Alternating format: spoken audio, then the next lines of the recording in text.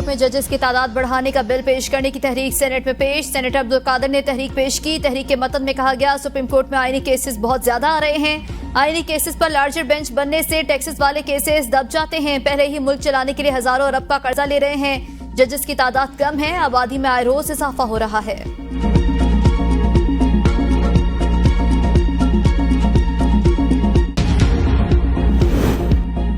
बातचीत पर हमारा मौक़िफ़ क्लियर, डायलॉग होने चाहिए, किससे होने हैं वो भी हमने बताया है। चेयरमैन पीटीआई बैरिस्टर गौहर की पार्लियामेंट में सहाफियों से गुफ्तगू। कहा, महमूद खान अचकज़ई के पास इख्तियार है कि सियासी जमात से राबता करें।